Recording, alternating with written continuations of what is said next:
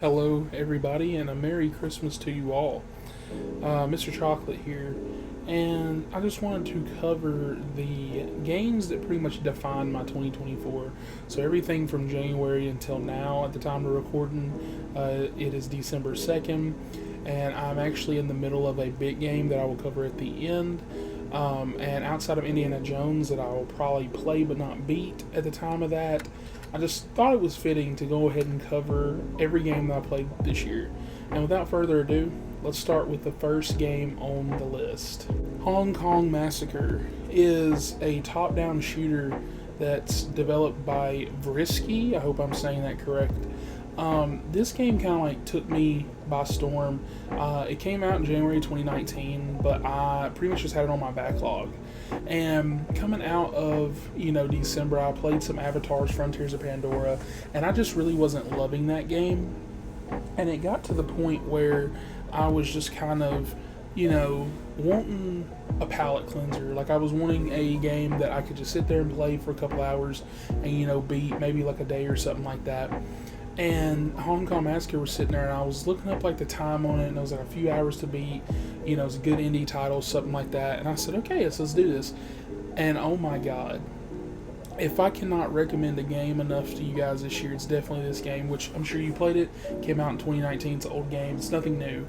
But Hong Kong Massacre is so fun. It's like top-down Max Payne. It plays just like the Hotline Miami games. So if you're into that type of style, then this is definitely the game for you. And that pretty much kick-started my January. And into the next game, we have... Can't deny it, it's all true. But everybody still wants to live here. This city's always got a promise for you. Might be a lie, an illusion, but it's there, just around the corner, and it keeps you going. Cyberpunk 2077. Now, this game, I have a lot to talk about. Cyberpunk came and went, and a lot of people, were hating on it, whatever, and, I don't know if I just got the best copy in the world, but outside of like a few bugs and glitches, I had a great time. I played it on my PS4, and what's ironic is this: I had it on my PS5. Like, I had a PS5, and I pretty much just was so scared to put it in my PS5 because I heard, consoles shutting off, like all these rumors and this and that. Didn't really know what was real or not at the time, so I didn't want to risk it. I had just got my PS5 and I was like, I'm not putting this shit in here. I refuse. And so I played it on my PS4, which is so funny. And I had such a great time. Pretty much the worst way to play that game, but like I said, I had a great time, had a great experience, loved the story, whatever. And then here we fast forward to 2024, and the DLC was on the horizon. Phantom Liberty, they had just came out with a brand new patch, and so I was sitting here thinking to myself, I was like, damn, I really need to start this up. Now, I can't remember what month I beat this. I know I started it, I want to say end of January, early February. But this game, I know you've heard it 1,000,001 times, because I know I have in videos I've watched. But this is a game that you have to play. Don't listen on that BS about, buggy, glitchy, where this thing. There's a few problems here and there. But that 2.0 patch is something special. You got new takedowns, you've got new cars, new city life. And this game meant a whole lot to me because Night City was my life. I was going through a period of time this year where I was trying to leave a very toxic workplace. And in that period of time, every night when I came home, that Night City was my life. I was V. I became V, okay?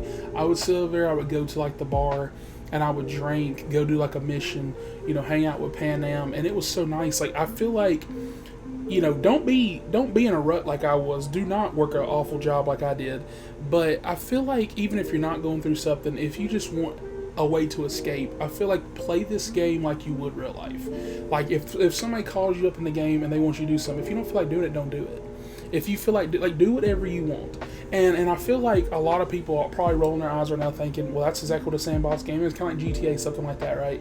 But I had never really played a game like this before. Usually I'm like playing the main story, doing some side missions, level up this and that. And like I'm loving the story or whatever, like loving the content. But I'm never sitting over there going, wow, this is exactly what I need to be doing. Like I remember getting off of those shifts. Literally, like I said, talking to Pan Am, leaving, taking a drive for like 30 minutes just because. Like when you make this game your life, take out like 2 months, by the way. And, especially when you include that Phantom Liberty DLC in the middle of this, I really think that this game is going down as like in my top 5 of like best games I've ever played. That is my opinion, so please do not jump me.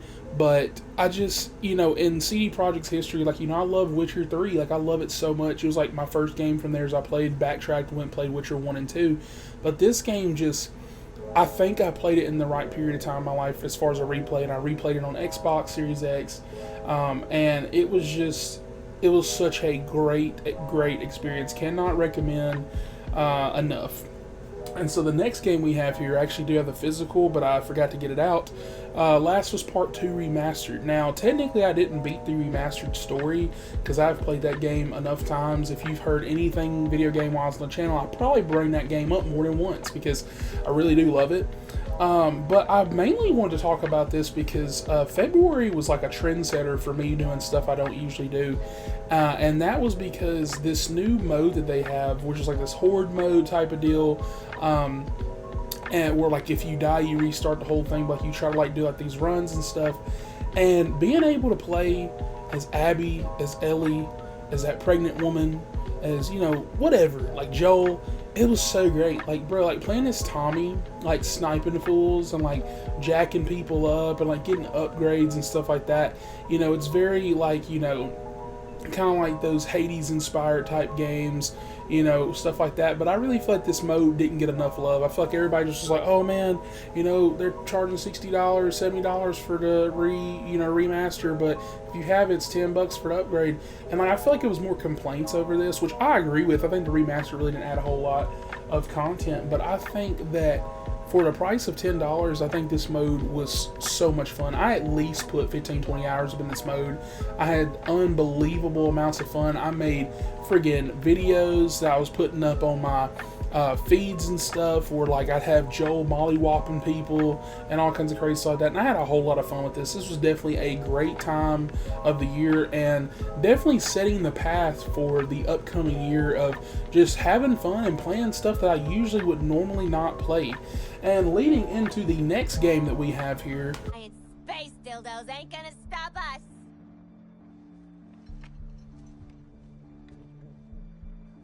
What?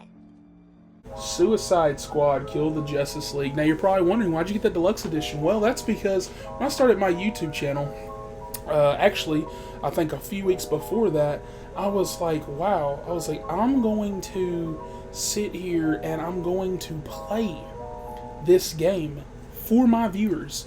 And I did it on live stream. It was a lot of fun. You're gonna notice this in me. I do think a lot of things have flaws, especially if you've seen any of my movie reviews on the channel. I think if something's really, really, really bad, it deserves like a rant, something like that.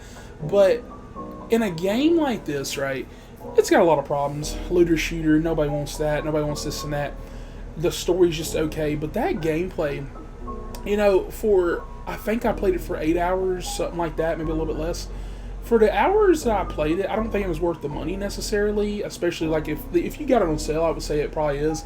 But, even like somebody like me hasn't went back to it, that does not want to go back to this game, right?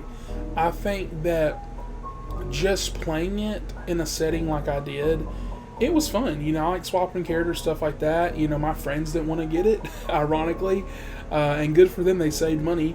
But, if they would have, I feel like if we'd done a 4v, a 4-man squad, everybody playing as a different villain, I could see you having fun with this. Like, I really could. I don't think this is a Concord situation where, like, it's like, oh, gameplay's fun, but like, I'm kind of burnt out. By the time I was rolling credits, I would say the boss fights were the only thing that was kind of like getting burnt out, because I was like, this is the same thing over and over. But outside of that, gameplay-wise, was not bad at all. I think it clicked. I think it did good, at what it was trying to do. I just think that the looter shooter aspect was definitely something that they tacked on that they shouldn't have tacked on. And I think if you didn't have that in battle passes and crap, and they extended the story and just went on and did what they really probably wanted to do, I feel like Rocksteady would have had another gem in their hand, but they didn't, and we got this. But, overall, I didn't hate it. I didn't think it was awful. I think it was, okay. It was enjoyable amount, like I said, nice little palate cleanser. I'm playing all these bangers, all these 10 out of 10s, really loving that Last of Us, DLC thing that they added. And then I played this, I really needed that at this point, I believe. Next up on the list, closing out February, I believe, actually not closing out February, we're close though, is Helldivers 2. Now, Helldivers 2 is a game that everybody knows took the world by storm, and much like the world betrayed it. Helldivers 2 is something not really in my wheelhouse. Like, I loved my Overwatch back in the day. I still play it from time to time, Fortnite with the boys, Warzone, whatever. But I feel like this game did something that a lot of these games can't, and that is not only taking meme culture, but I make TikToks on it, shorts, stuff like that. I think that it took that and it pretty much, because everybody was posting about it, it became a worldwide type of movement. I feel like at least up until May, sometime in June, something like that, everybody named Mom was talking about Helldivers. And I will say this, I hate that it came out the time that it did, which is weird to say because I feel like the only time it could have came out is when it did in February. But I just feel, or was it March? It might have been March.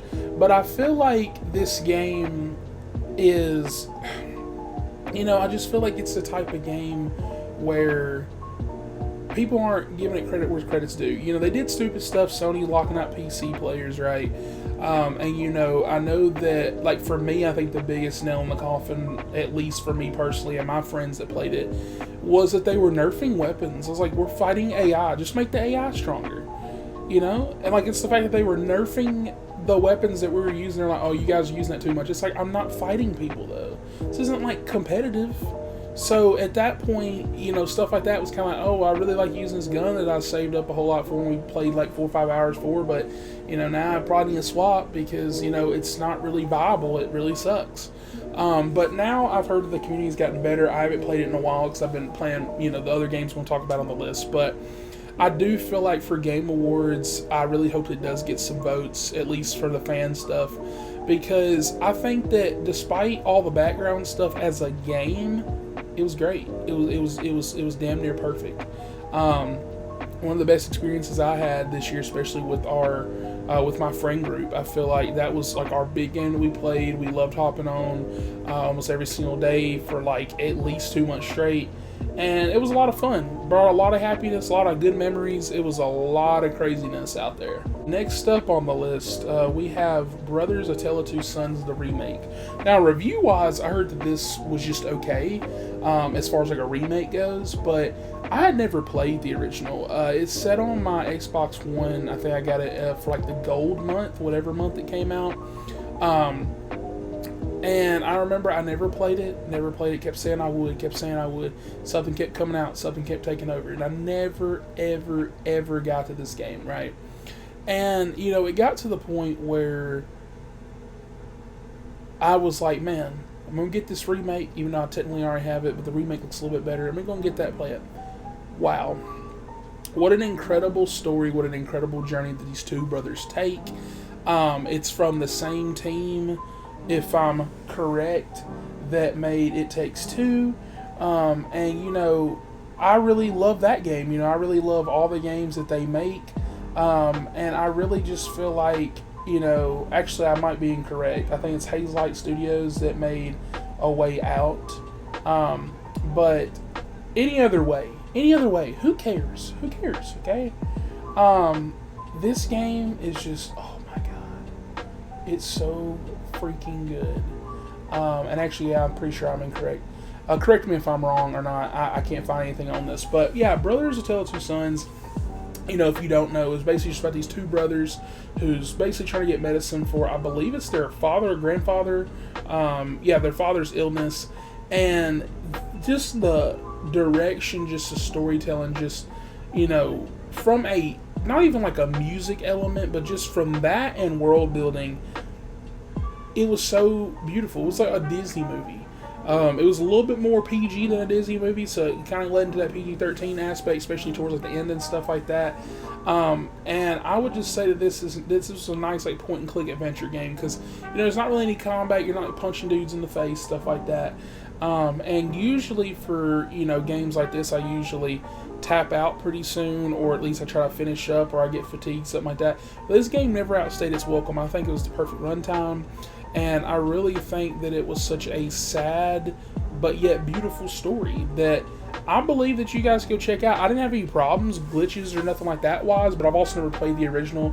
I don't believe there's any mini changes at all. I think it's just a graphics overhaul that they did.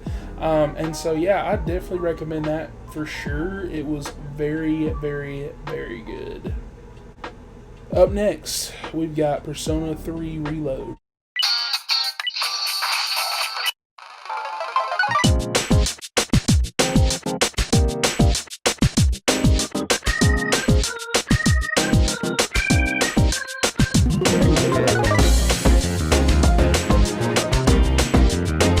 Another game that I've never played. So I started my Persona journey during Persona 5, which I'm sure a lot of people did. And actually, right now I'm currently playing Metaphor. It's not on this list because I have not beaten it. Hopefully it'll be on there next year. But yeah, I am just freaking loving Atlus. I plan on going to Persona 4 next year or the year after, depends on what's going on, because next year is supposed to be really crowded. And so, as far as games go, I think that I did love Persona 5 more, but at the same time, better story or not, Persona 5 will always hold that place in my heart. Like, they could release Persona 6, it could be the best game ever released in their life. Everybody can say so, throw 11 out of 10s out there. Persona 5 will probably always be my favorite. It's how it always is. You never forget your first, okay? But forgetting your first or not, this is a 10 out of 10 masterpiece. Reload is so freaking awesome. I would say, as far as I know, probably their darkest story. I haven't played 4, and I haven't played the originals, but they just know what they're doing. This combat, this turn-based combat is just so freaking beautiful. It just works. The music just works. The art style just works. I love how you have like the little friendship bonds that everybody knows and loves. Like when you let's go walk the dog. What the dog doing? Stuff like that. And I really like the relationship that you build with this team, and I think that that's the elements I like more that they had in Persona 5, because in Persona 5 you guys went to school and stuff like that, but like at the end of the day you went home by yourself. In this game you come home homeboy to kind of studying. Y'all live in the same place, and so I really like this, that y'all like a base of communications that you also went home to and could do activities and stuff like that. And overall, I'd say that this is definitely one of the best games I've played this year, and it's definitely up there in my top 3 as far as games coming out this year.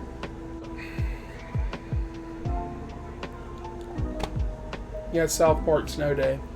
Now, South Park Snow Day is a letdown if I've ever seen one.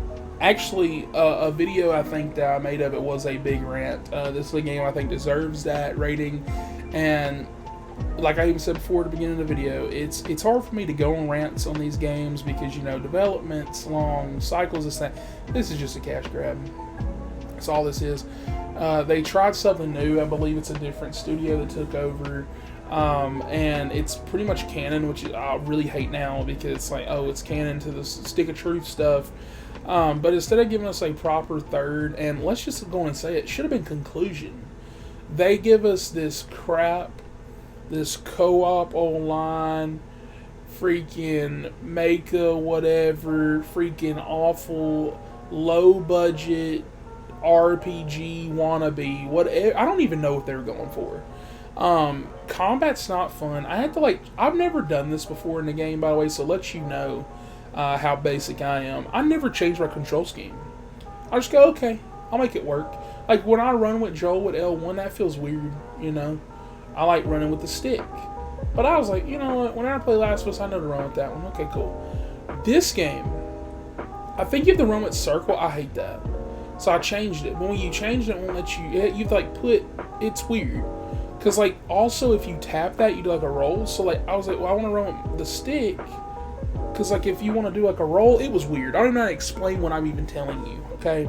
That's how confusing it was.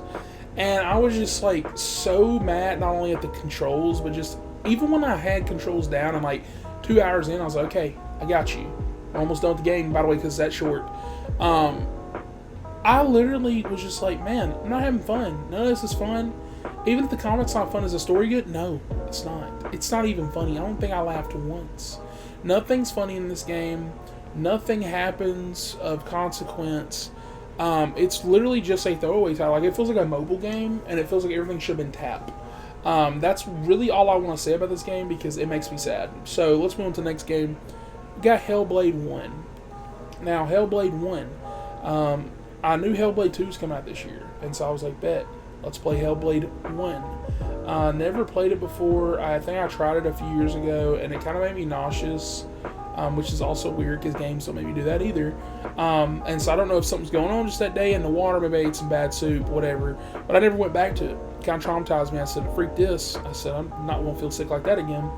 And so I braved the waters. I went back to it. Loved it. Loved the combat. Loved the world. Loved the story.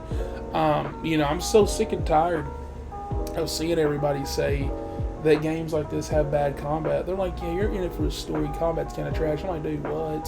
When you get a perfect parry and you do the spin on the dudes, it just feels so good. But I've never played a game where you're you play as alcoholics, so Max Payne, this and that, criminals, GTA, stuff like that. But I've never played a game where the main character has psychosis, and I think that this game dealing with that, talking about that, having these dark themes, but also sharing them not only just in a dark light, but also giving you a little bit of hope at the end of the tunnel. I think it was very beautiful. I really enjoyed playing this game, and I was sitting there thinking, man, cannot wait for Hellblade 2. But guess what I played next? So sorry.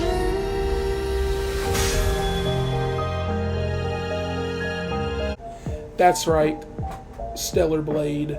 Stellar Blade is the next game that I played on the list, and Stellar Blade just kind of blew my world. Okay, no puns intended. So Stellar Blade, everybody knows when they hear the name. Everybody knows when they look. They're like, okay. They're like, here we go. But you're like reclaiming Earth for mankind. You're like this android, kind of like Nier Automata. A lot of experience, like that. And good lord, sexy woman or not, this combat was fuego. Story's not all there for me. I don't think that the story is even close to just being great or even good. A lot of overly confusing things for no reason, just to be that way. You can tell it's like that type of game. But if you can get around that, which once again, you should be able to get around that, because who gives a freak about that story when you're looking at that combat?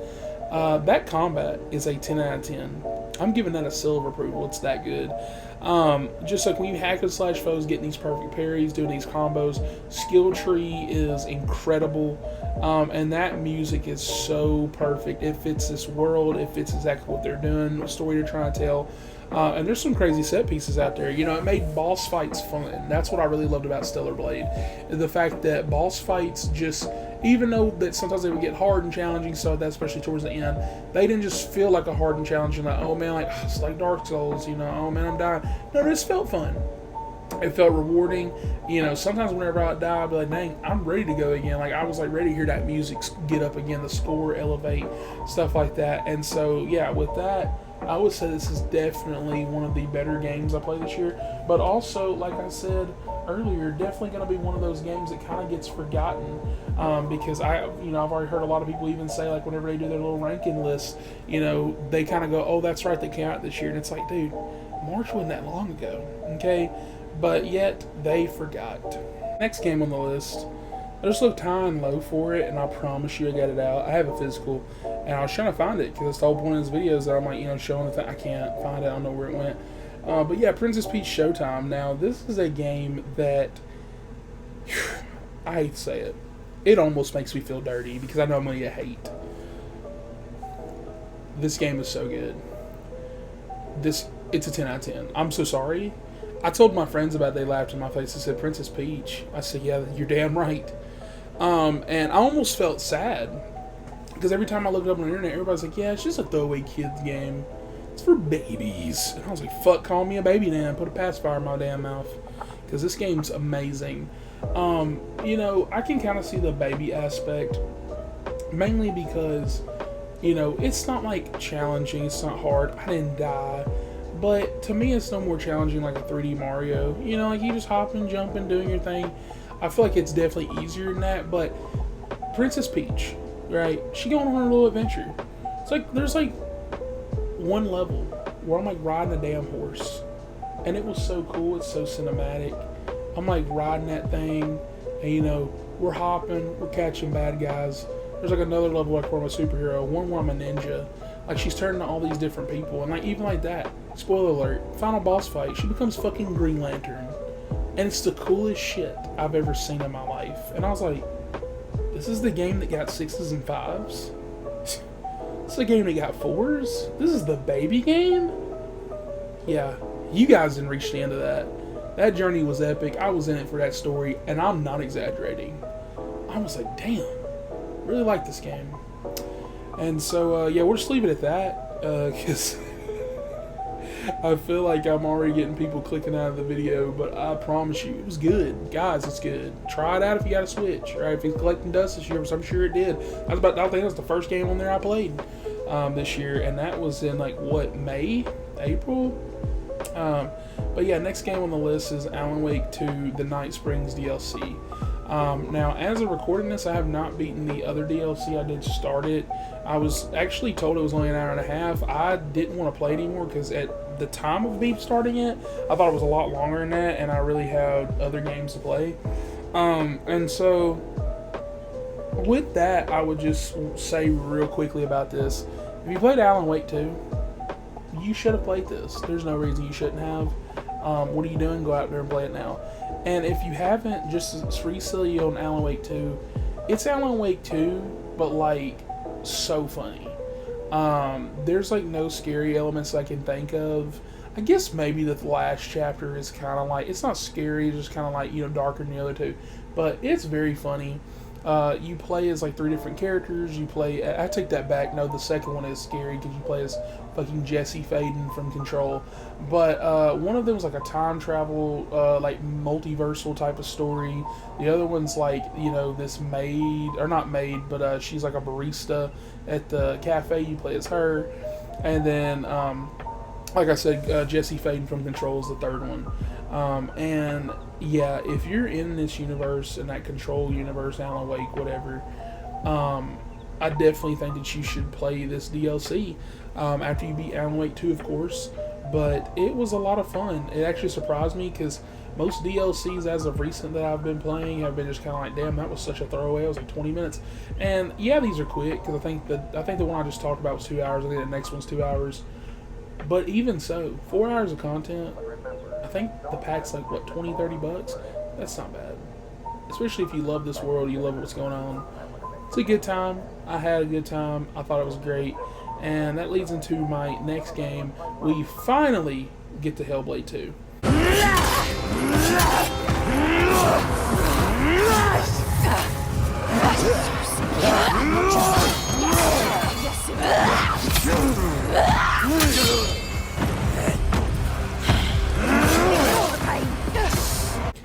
Hellblade 2 is not as good as the first one, but damn, is that combat as good as the first one? Yes and no. So I was kind of upset with this game when it first left. Not as like critics were though, because when I left it, I was like, this isn't like a 4 or a 5 or a 6. It's like a 7. I really enjoyed this game. I really think that everything they did in it was good. I think the storytelling was great. I would love a third one. My problem is that a lot of the combat is kind of the issue. It's very hand-holdy, and some parts you're like, man, this is really cool, this is awesome.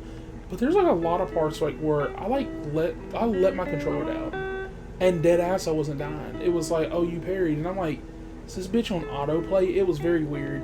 I do not like the change they did to that. Like, it's like sometimes you press triangle to parry, and then sometimes you do it, and a cool flash will go off, and you press X to stab, kill, whatever. But then sometimes you would do it, and like, I wasn't missing it. Was not missing it.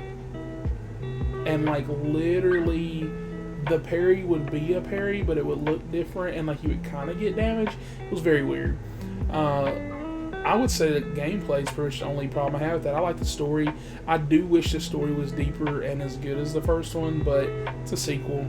You know, I didn't really expect it to be a 10 out of 10 like the first one. But I was expecting at least an 8, 8.5, and I didn't get that, so I was a little let down. But it was still a decent game that I played this year. Alrighty, next up on this list, we've got Final Fantasy VII Rebirth.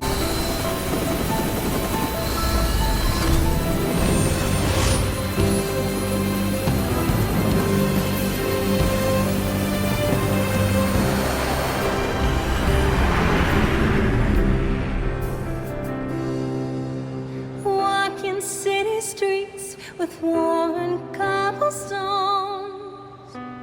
listening to people rushing past to rhythms all their own. Goodbye.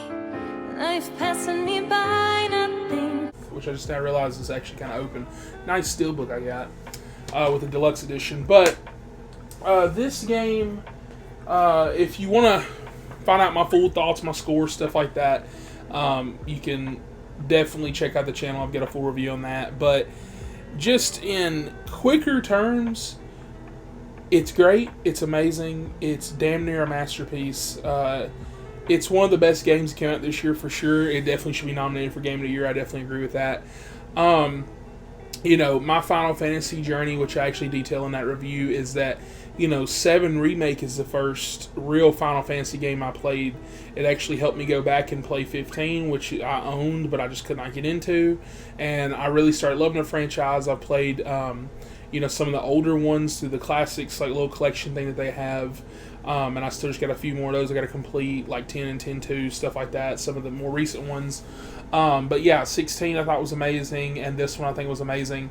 I did not play this until the summer, though, however, because I had a lot of other stuff going on. Like I said, Helldivers kind of took it by storm in February and then into March and stuff like that, so really was kind of hard to sit here and play a single-player game when the boys kept wanting to hop on. But when I finally gave this thing a shot and I was pretty much 100% in everything, I kind of had to stop myself because, like, literally the first 2 areas, I had almost had like 40-something hours because I was literally doing every single thing, checking out every single thing, taking pictures, photos. I was like, I can't be doing this. I'm going to spend like 200-300 hours in this damn game just to beat it. But yeah, I think it was great. I'm very excited to see how they end the trilogy for sure. And this was definitely a great, great time. Alrighty, up next, kind of going a little differently. Another game that I got earlier on in the year that I just decided, I woke up one day and I said, bet, let's go and get this done. Let's play it.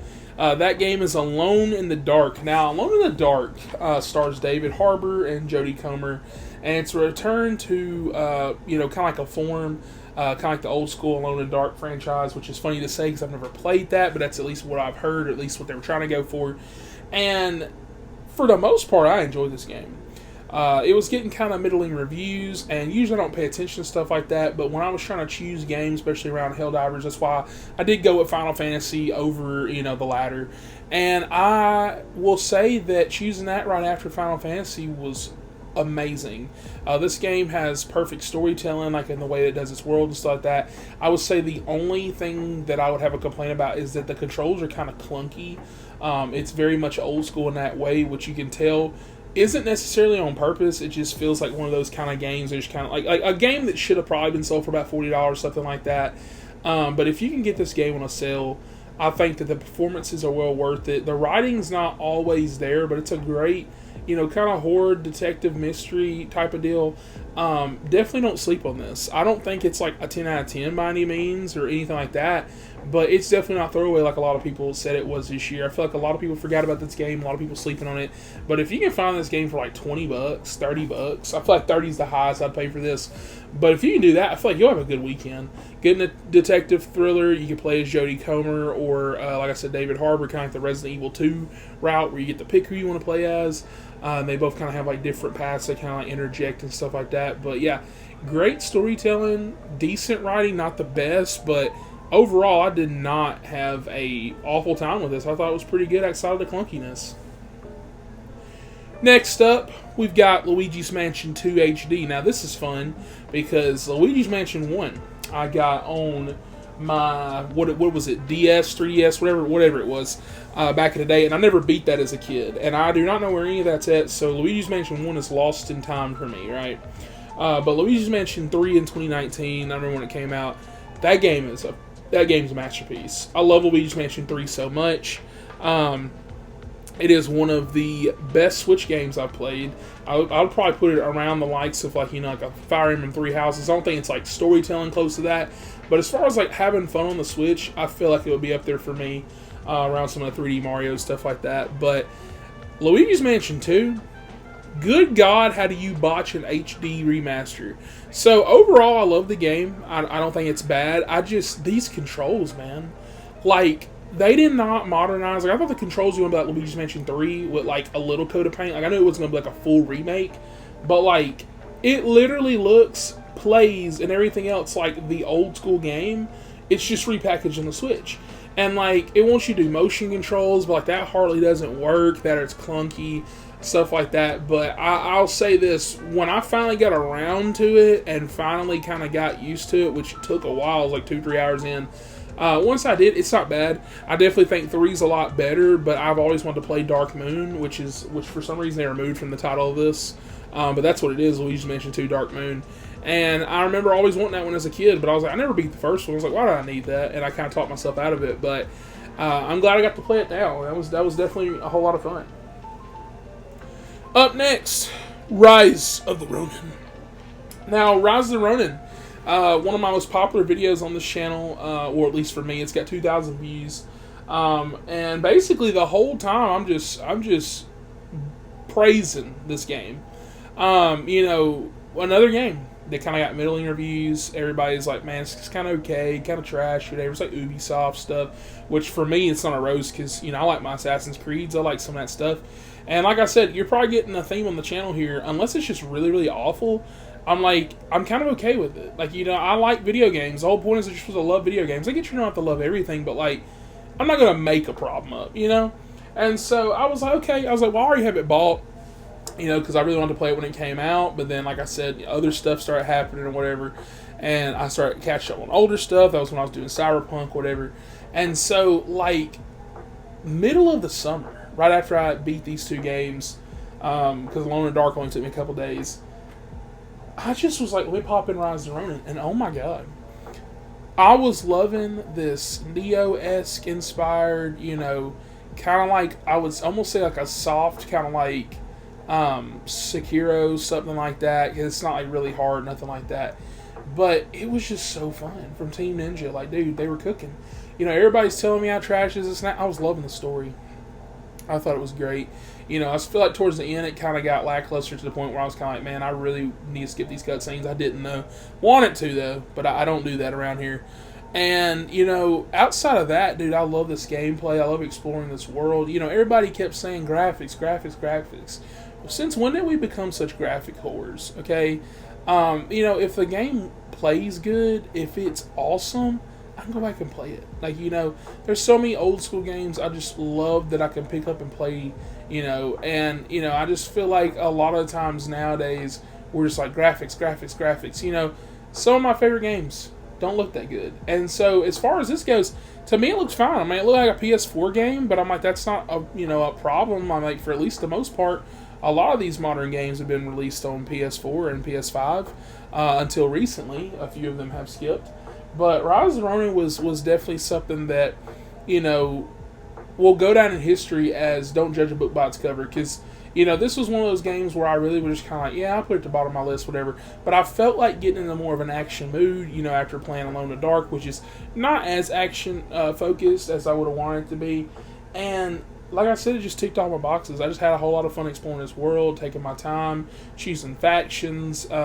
It's kind of like a light RPG. I wouldn't say it's full-on heavy, because it's one of those type of games where if you're skilled, you can parry, so that you can kind of fight whoever you want to. But there is like a leveling system. Like there's kind of like a skill tree that's like really, really good. And for me, it just kind of like opened up. Like, I don't know if I'd ever replay it anytime soon, but it also was one of these games, like I said, just surprised me. Speaking of games that surprised me, next game on this list, Starfield. To discover what's out there. Good luck, Constellation. You are go for launch.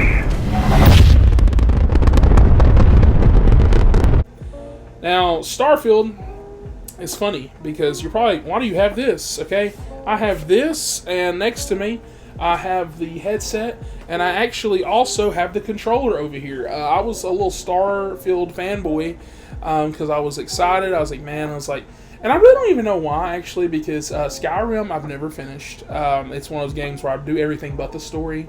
Fallout 4 I just really didn't like, could not get into, and even now, like on my backlog, I still want to finish it. I still want to play New Vegas, stuff like that, but I just really wasn't connected to their game, so I really don't know why I was acting like this. I guess I just caught up in the hype. But I was kind of like, man, just gotta wait for Skyrim 6, Elder Scrolls 6. I was like, let me go on ahead and get hyped for this peak. And I remember Starfield came out. I remember the day it did. I got it early, because I got this little copy. I was being able to play it early. I think I played the first level. And I was like, okay, cool. And I can't remember. I guess it came out last year, correct? I think Spider-Man was coming out like the next month, and I just started playing some other stuff. I got busy with school, and I just never got around to it. Like, never, ever got around to it. And I remember, like, even earlier this year, I was like, I'll play it, and I just never did. Man. And then finally, here we are, playing Starfield. And what I have to say about Starfield is kind of weird. So, I don't think the game deserved the hate that it got. I also understand the hate that it got for certain outlets and certain people. I don't think it should have been hated on at all, but I can see people being disappointed for sure. Certain things like with the ship, stuff like that, like building, crafting stuff, your party was really cool, but right now, right, I'm going through a game and we'll talk about later, where I've got a party, and playing games like Persona, even Final Fantasy this year, right, where you have a party, but like when I talk to my party members, I feel connected. When I do their side missions, I feel connected in some kind of way, even in like the ones that are weaker than the other ones I just named off. I just didn't feel anything for anybody in my crew. Like, there's crazy stuff that happens at the end, like where it's like, oh man, you could lose a crewmate, you make a choice, something happens. And I just was kind of like, I guess. Like one of them has a cowboy hat, he's kind of cool, I guess. And then the rest of them, I can't tell you even what they did or who they were. I know the robot is one of them, I guess that's it. So I can name off two. And I don't even know their names. That's like, I want to say I put 30, 40 hours in this. I can't tell you anybody's names. And that's not a me thing. Like, I really was focused on, I was playing it. But, like, the whole having to walk everywhere, which I know they fixed that. But once again, I played this before the patch, and, like, not having, like, a rover, not having this and that. And, I just feel like this game overall should have been overhauled. I feel like this was like a Cyberpunk issue, but for me, like I said, Cyberpunk didn't have that issue, because where glitches and bugs happen, you still got a good story, you still got good gameplay. Shooting in this feels very okay. Combat in this feels very okay. The dialogue is just alright, and like I said, the story, actually I guess I haven't said it, the story's just really okay. It reminds me a lot of Fallout 4, and the reason why I dipped out on that, because I was just kind of like, my son's missing. Shouldn't we be going there? No. Do these side missions. No, help us with this. It's like, shouldn't that be the first party? And it's just weird writing that Bethesda has. And maybe I never noticed in Skyrim that, or maybe Skyrim just has great writing, but like I remember loving that game. I haven't played it in a while, I want to say it's been like 4 or 5 years since I touched Skyrim, but like I love that game. You know, never beat it, but like, you know, I loved it. I've got hundreds of hours in it to never beat it, but like it's great. And I guess I was just expecting kind of like a Cyberpunk situation, especially after playing Cyberpunk. I was like, oh, okay, this is like Cyberpunk, but I'm actually going to space. Nice. And instead, what I got was kind of like some of the driest humor, the driest writing, very middling combat. You know, the controls weren't necessarily clunky. It's just nothing felt good to do. And that really let me down, honestly. But speaking of letdowns, one of the games I played this year was kind of on me. So Killer Clowns from Outer Space is the next game. I don't have a physical of that. Yeah, exactly what you think. I made a quick little video on the channel. I don't even remember if I made a review. I don't think I did. I just was so upset I didn't want to play anymore. It's for the people who made the Friday the 13th game, which, you know, got delisted, sad. But I never got to play that game. And from every time I saw clips, everybody loved it. I was like, oh man, this looks cool. Jason Voorhees. And I just figured, you know, me and the boys, you know, 4 of us playing as clowns, trying to take people out, figured out it'd be fun. Wow, does that wear out quick. So for starters, I guess because they know everybody wanted to be clowns, they don't let you pick who you want to be. It's randomized. And so I promise you, for like 4 hours one day, I was like about to literally tap out. I was like, guys, we keep being humans. I want to play a freaking clown. And once again, they might have changed this. This is like, the only thing I remember is like that first month. I want to say maybe a little bit less. And I just was like, I can't play this game anymore. And saying so much that's just terrible. It's just, you know, you're clowns, you're killing humans. You're humans, you're trying to kill the clowns, trying to leave. And that's kind of it. And I know that that's fine, but like I just figured, like, you know, it feels so clunky, it feels so tacked on, it feels so cheaply made. You know, I feel like controls in Roblox feel a whole lot better. And I played that game only once, okay? And I don't know, like, I don't know what I expected. I just kind of thought that we were going to be playing like, you know, kind of like a Dead by Daylight situation or something like that. But instead of any of that, I ended up getting just this middling kind of okay game that cost, what, $40? And yeah, my friends are kind of pissed off too. They're kind of like, yeah, it's fine. And like, they live on online games. And it was just kind of funny to see that they did not even attempt or did not even play this anytime I wasn't on. And anytime I was on, I kind of made us play it. I was like, dang, spent $40 on that. We should probably play some more. And like, it was one of those things where it was like, I don't even want to. They didn't even want to. We just did it because we spent $40 on it. We're trying to get our money's worth. And it was just, I don't know. It's just very okay. I don't even really know how to explain it or put it into words. If you've played it, you probably know what I'm talking about. It's just the most middling game of this year. Like, at least South Park Snow Day had like a few things where I go, okay, at least characters look fine. At least art. Like, this game, I was just like, I guess. Like, even like that, balancing was such an issue. Like, we play as humans going up against like max level clowns, and I'm like, well, they have no damn life. They must love this game. And like, why are we getting put up against max people who are like level 4? And like, they're like, guns are doing one shot. So it's like, what are we doing here? And yeah, so I'm done talking about that. That game was awful. Not an enjoyable experience. Next game that I played is... Let's go. What the fuck is that? Let's go, offense.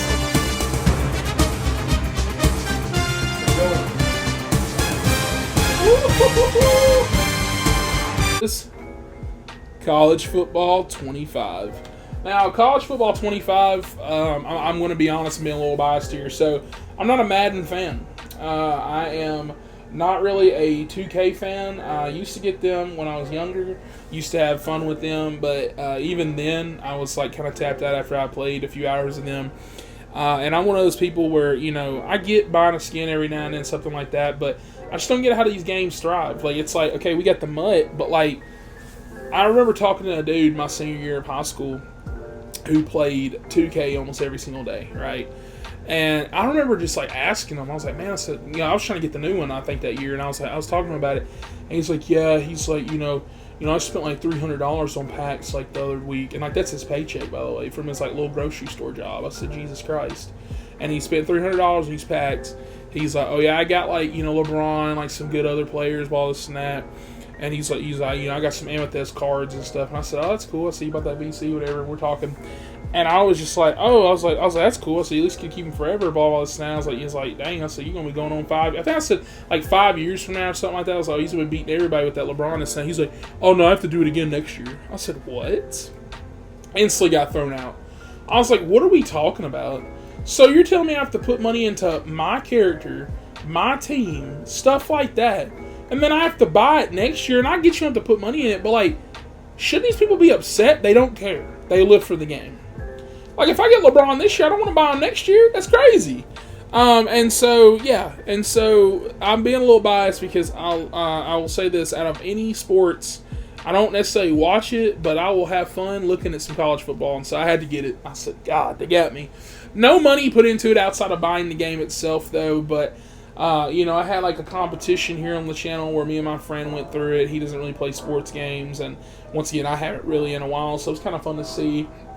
I really can't talk much about the modes or anything like that because I was pretty much just playing. I think I did like the little My Team thing where I got to play as like some teams I really like, you know, whatever, like Roll Tide, baby. And you know, I think it was fun for what it's worth. We were talking about playing it, you know, in a few weeks, stuff like that. So it's definitely still getting used. And I would say that first couple weeks when it came out, probably some of the most fun I've had in a while playing a brand new game. And yeah, I would say don't sleep on it, but I'm like, really and truly, unless you're a sports fan, you don't care about this game. And if you are a sports fan, you already own this game, so I don't have to sell you on this. And so, yeah, that was College Football 25. I think it's pretty good. And honestly, I think it's the first sports game that I've gotten in a while that I actually really enjoyed, and it'll probably be the last because we already know next year's going to be the exact same thing. So I'll probably wait 3 years from now and get, 28, 9, whatever number we're on. Next game on the list I played was Last Stop. I actually played a lot of this on the channel. I believe chapters 1, maybe 2. And this was a game I've owned for about a year or two now. It was on sale digitally.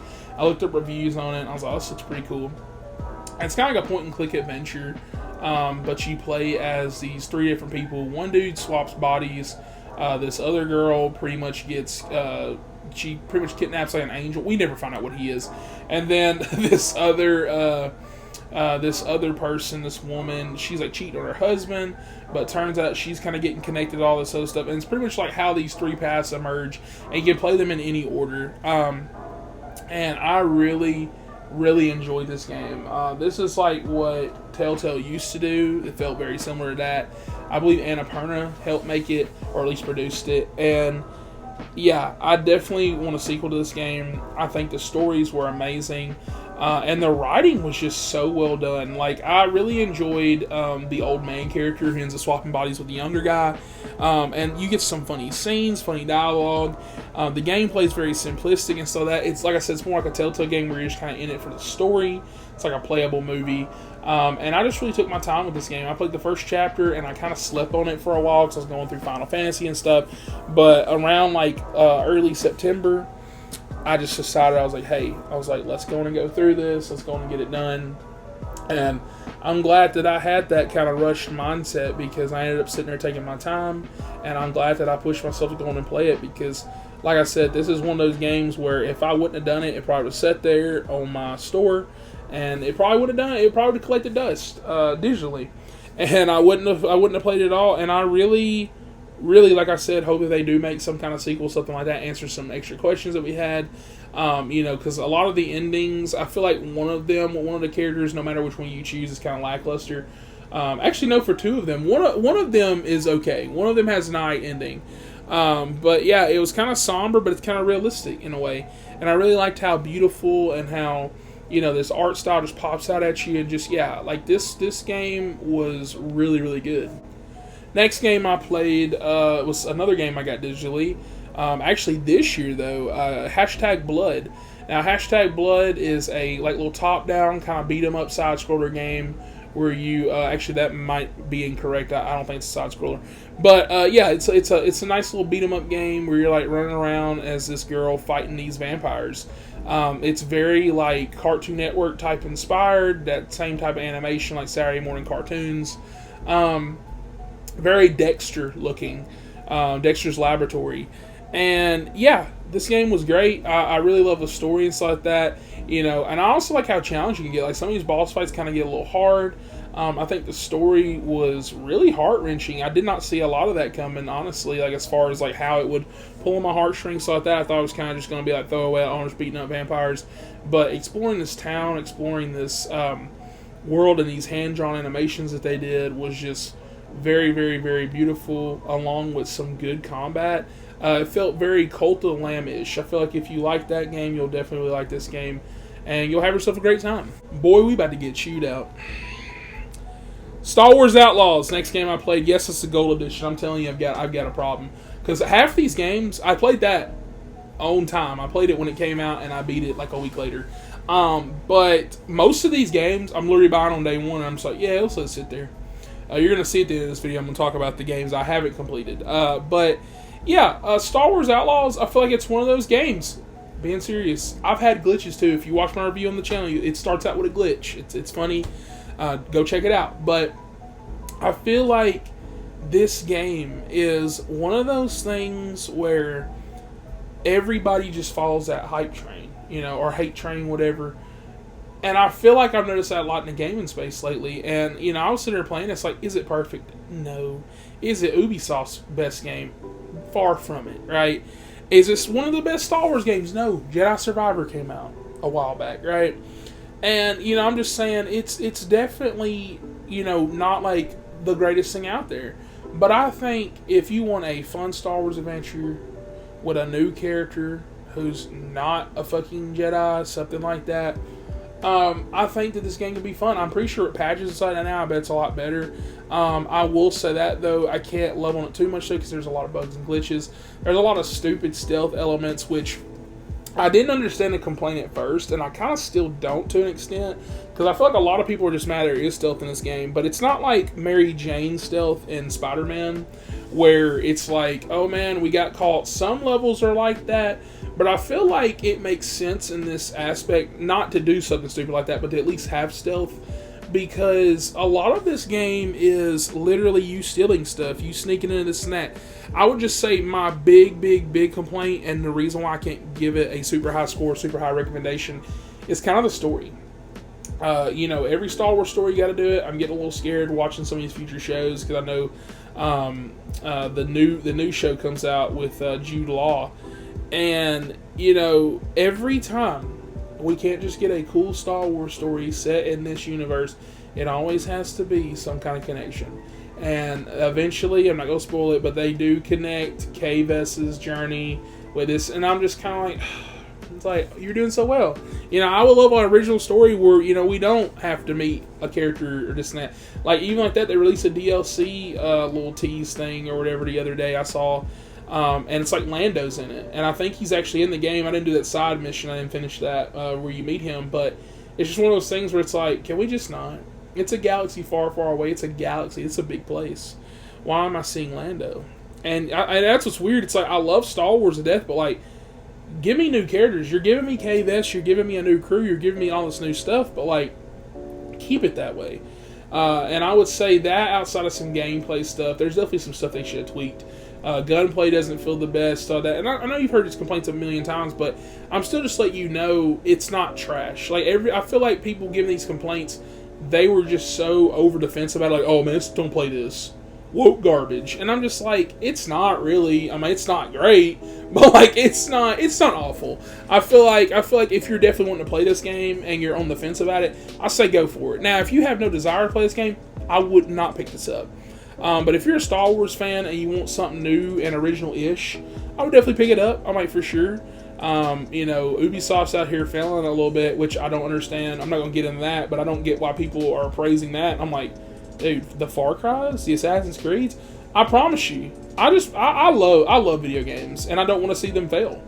And I feel like we've gotten into a new generation of gamers where everybody's like, yeah, like when I made that post, I felt so sad. I was like, dang. Really hope that, the new Assassin's Creed doesn't fail. They're like, yeah, let it fail. And I'm like, no. Why are we wanting this to fail? What are we doing? We should want games to succeed. But yeah, Outlaws, like I said, I wish it would have been better. It's very middling, but I did not have an awful time with it. And so you might not either. That's not a recommendation, but I'm just letting you know that you might like it. Next game on the list is one of my personal little mini game of the year shout outs, Astrobot.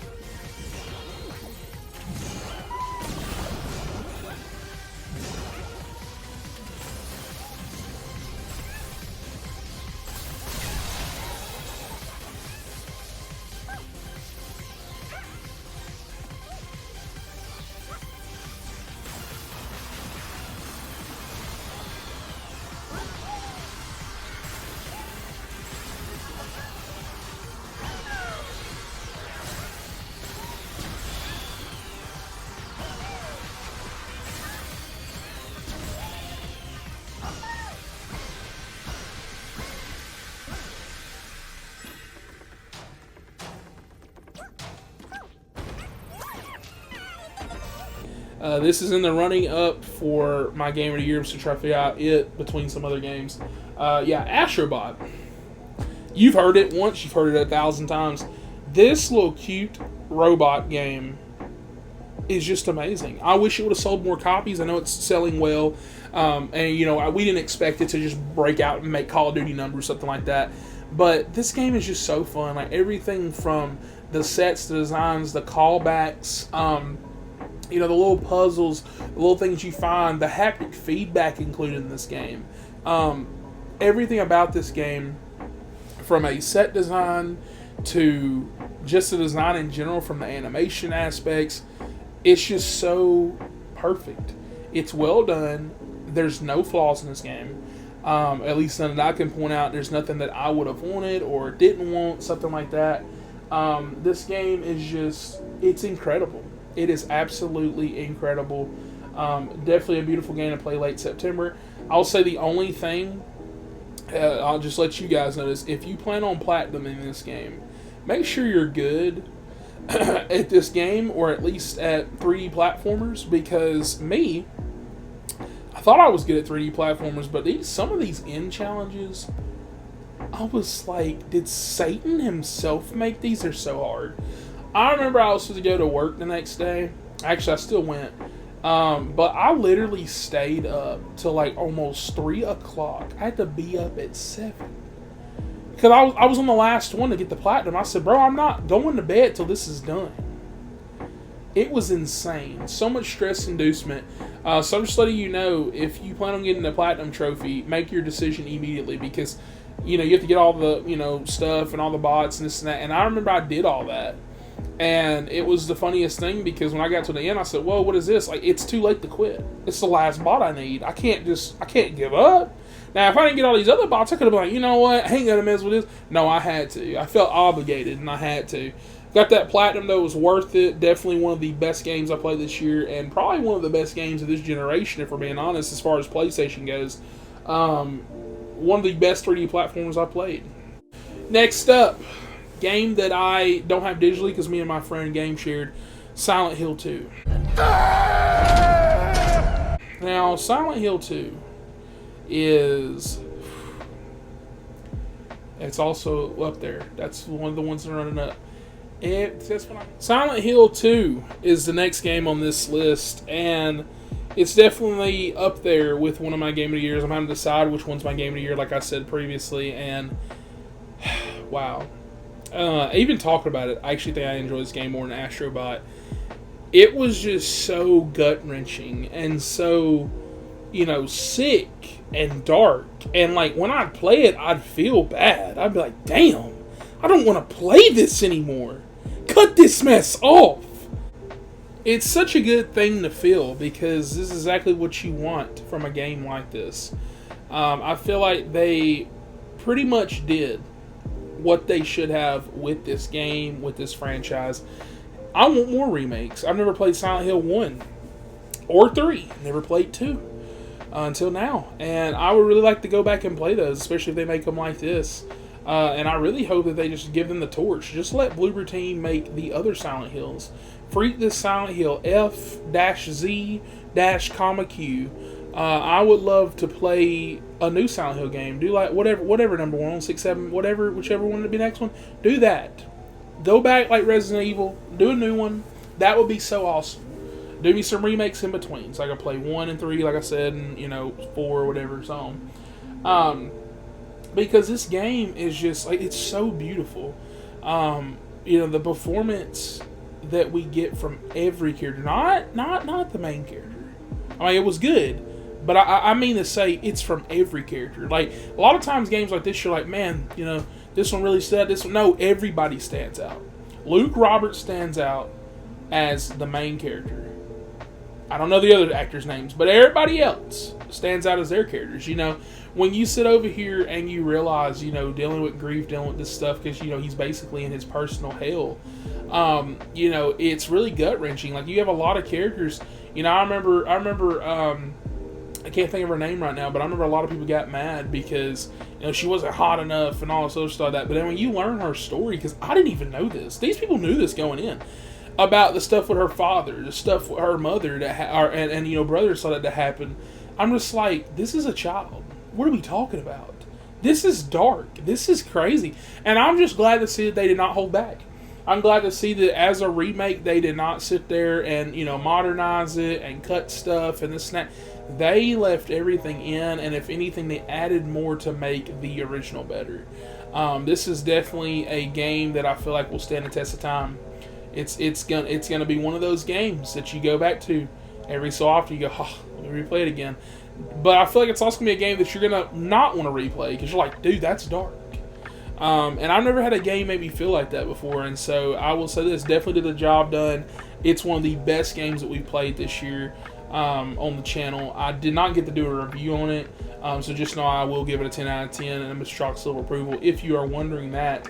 But yeah, I didn't give a review because I basically reviewed it too late. And I was kind of like, it's like late November. But yeah, it's amazing. It's amazing. Definitely worth your time. If you are one of those ones straddling the fence, do not get off that fence, son. Go play some Silent Hill 2. Next game on the list, I do not have a physical copy of it as well. That is Warhammer 40k, Space Marine 2. Now, Space Marine 2. Never played one, never played a Space Marine game, never played any of the 40k. I know nothing about this universe. And I was like, okay, because that's how we roll over here. I said, nice game. Only thing I can tell you is this. It's pretty much like Helldivers, kind of like meets Gears of War. And it's very... reason why I say Helldivers, I know it's, been a thing before, but I think it's just funny the hordes that you fight. I was like, man, this is very like Helldivers-esque. And I think it's funny because I just got them, pretty much playing that for like one of the last times for a while. And so it was nice to come into this. Your character feels powerful. You feel strong. When you're like busting fools and like ripping off like friggin' body parts and stuff like that and like chainsawing fools, I was like, this game should have been here all my life.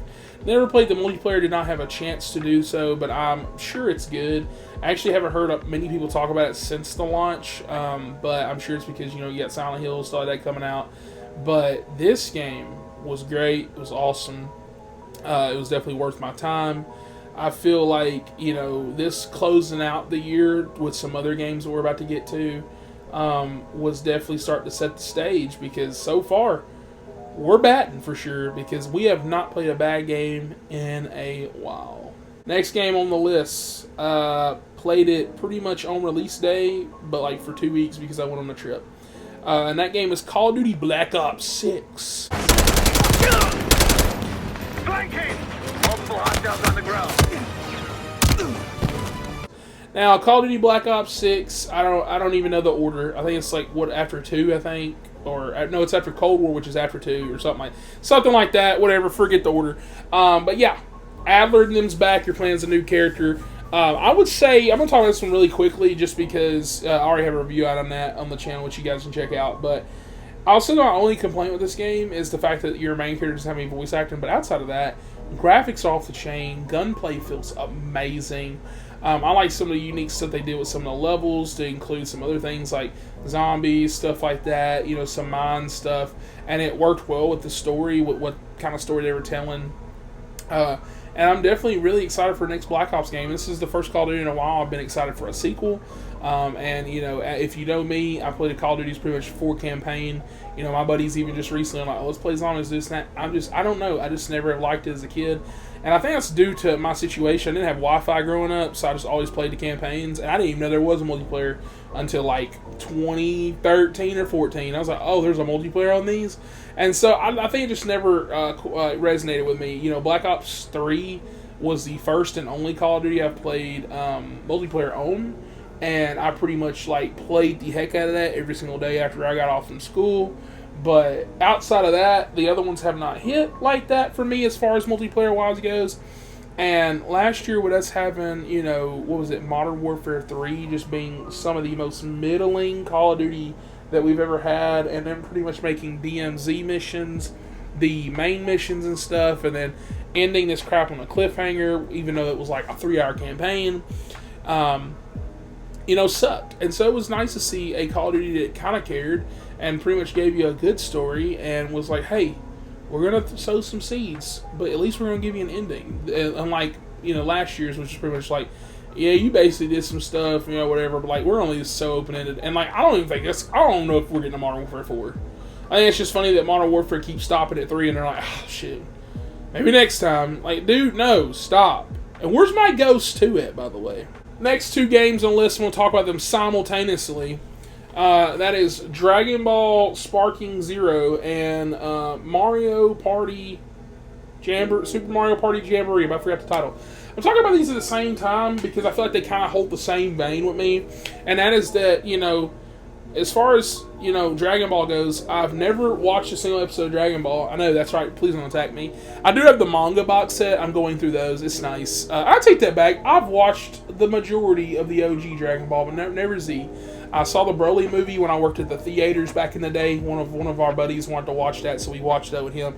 And I had fun with that. I was like, man, this is gas. And I just never watched it. It was crazy. It's like, man, that was so great. I don't know why I didn't watch anymore. But yeah, I wanted to get this because I wanted a cool fighting game, and I've been having fun. It's a good game. I don't know half these characters, but I was like, oh yeah, that's what's up. And I feel like the same thing about Super Mario, except there is no story with it. I've just been kind of playing it with family, and yeah, they don't talk to me anymore now because, Mario Party is just like the modern Uno. It's how you lose friends and family members, but good lord, is it probably the best Mario Party. These games are crazy. These mini games are fire. I love every single one of them. It's so fun to play. It's so wonderful. Mario games are so wonderful. I don't know why anybody hates any one of them, right? Forget your Wario's, forget your Luigi's Mansions, but Mario Golf, people are like, oh, it's so, shut up, stop. Mario Golf is awesome, okay? Mario Party is awesome. Every Mario Party is awesome. Every Mario game is awesome. Okay, Mario is fun. You can play with your family, and you can piss them off, and it's great. I love Mario Party. Alrighty, guys, we're kind of getting down to the end of the video, but I did want to talk about a few more games that's sitting right over here. And these are the games that you're probably like, why are none of those on the list? It's probably going to get to them, okay? So I have a huge backlog, as shown at the beginning of the video. All those games right there that I showed you guys, and I'm probably re-showing it right now. Those are the games that I have to play. But in that stack of games, I actually have games that I am currently playing. It's just that I know I'm not going to have any of them beat before December 31st, except for one of these. So I'm actually going to put that at the bottom. So we'll talk about these really quick. So first up, talk about Life is Strange Double Exposure, probably because out of all these, it's probably the one I have the least amount of time in. I played episode 1. Very excited to see where it goes. I'm getting a little nervous because my friend beat it, and he tells me about all the games he beats. Every time I get on with him, we play multiplayer games, he's like, oh man, he loves Life is Strange. He told me about it. I brought it up. He's like, it's alright. And I was like, ooh. So color me confused and nervous. Okay, and so yeah, a little nervous about that one, but at the same time, I'm not sitting over here super nervous because I feel like for the most part it'll be okay. But I am hearing from certain circles that the finale is kind of goofy. And so I'm getting a little scared, but I love it. I love Max Caulfield. I love the first episode. I'm liking the mystery. I think it's funny that she has 2 friends who've been shot, and I was like, damn, Max can't catch a break. And so, speaking of not catching a break, Metaphor, ReFantagio, next game. Metaphor is a really good game. It's, medieval Persona. I love Atlas. I've spoken about that earlier in this video. The only problem is that it literally came at the wrong time. So Walmart screwed me over, right? They were shipping me some games, some physical ones. I had like a little coupon thing from when they had messed up earlier in the year, and I had like $20 off. So I got Metaphor for like $50. I was like, okay, might as well order it on here. $50 for a brand new game. And so I did it. And so they're like, we're gonna bring it late because you got this game for cheap. And so that was when I was going on my trips. Like, Metaphor was just sitting on my porch. I was so scared a porch pirate was going to get it. I was very nervous. And thank God nobody got it. But yeah, when I came here, I pretty much had brought my Portal down there, brought my Switch. I started playing other games. Some of the other ones I talked about on the list, like Mario Party, like Sparking Zero, and another game here I'm going to talk about. And it was kind of one of those things where I played like 2 hours of it, but I was like, this is 80 hours. And the way I play games like this, I'm doing every single thing. Like, I'm literally looking at every fart in the wind. Yeah, I don't care how beautiful or great or gorgeous or whatever this game is.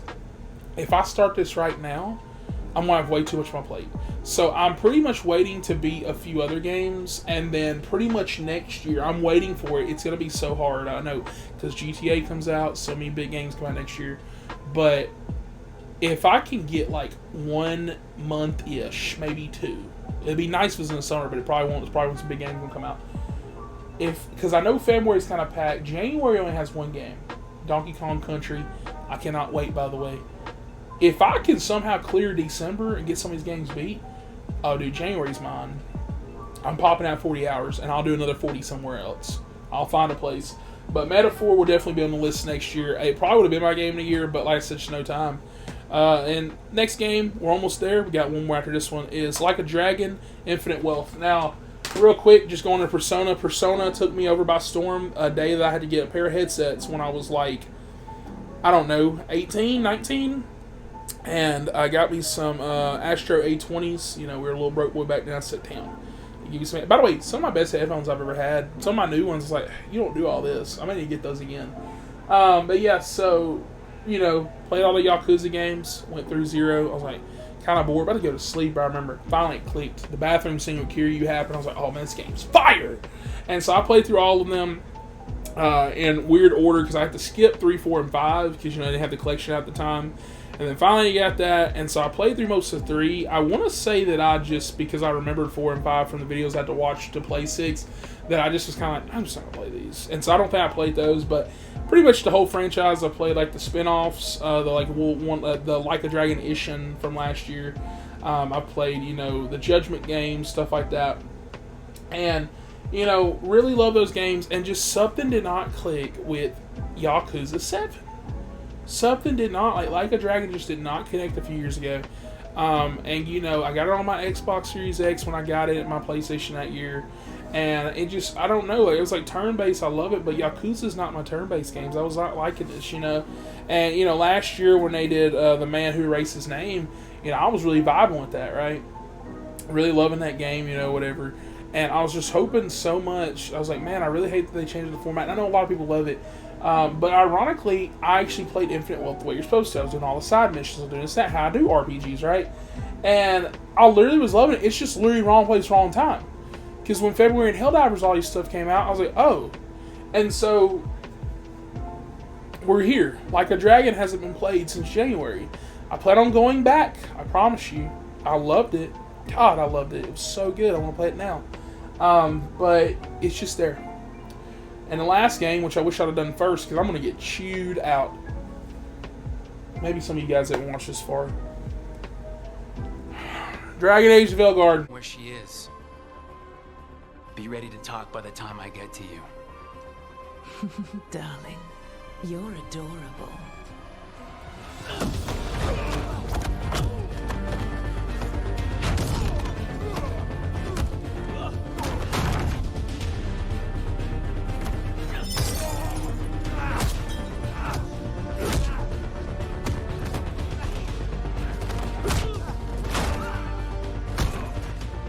not enough gold in the world for this.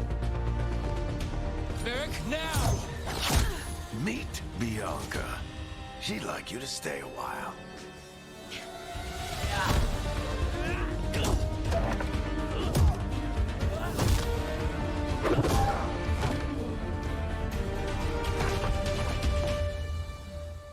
Nev Gallus. I promise you. So that's the game that I'm going to also kind of semi-add on this completed list because I'm like maybe 10 hours or less away from beating the campaign. I say it every year when Forspoken came out. I don't even remember. I can't even think of another game. I love how just Forspoken came to my head. I've noticed it's like I'm gravitating towards it. It's like I'll be like, oh man, this game looks good. I decide not to look at anything on it. I get the game. I play about 15, 20 hours and go, man, this game popping. Loving it. Then all of a sudden, Twitter or something recommends me something and it's somebody hating on it. And I go, huh. You always get that in with people. You know, it's games. And then I looked up reviews and I looked up all kinds of stuff and everybody's woke this, woke that. I hate this game, not to form. And I'm like, oh shit. I said, oh man, I guess I'm in the minority. I'm loving that game. It's so good. God, I'm loving it. But I will say this, in my defense, my plan was to play all the other Dragon Ages, but like I said, I'm way behind, so I didn't have time. And so I plan on playing them, but the only BioWare games I played have been like all the Mass Effects and stuff. And so just for preface of that, I'm sure the other Dragon Ages are better, like people have been saying. I agree with you on that one. I've even seen it looks more hardcore, it doesn't look goofy. I'm with you. Like I want that for this game. But man, I'm loving all my teammates. And guess what? Unlike that other game I mentioned earlier, I can tell you all their names. Tosh, Lucanus, Emmerich, okay?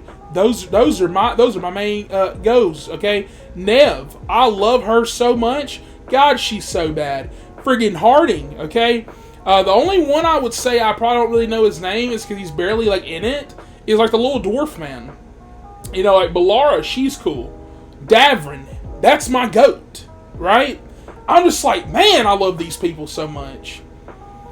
I was like, loving this game. Then I get online, everybody's like, I freaking hate this game. I'm like, what? They're like, yeah, you stupid if you like it. I'm like, what? Please. Got me over here fearing for my life talking about a game. I had to throw that thing over to the side. I got scared. I feel like I'm getting attacked. I don't know, man. It's something clicked. I don't know if it's combat. I don't know what, but I'm liking it.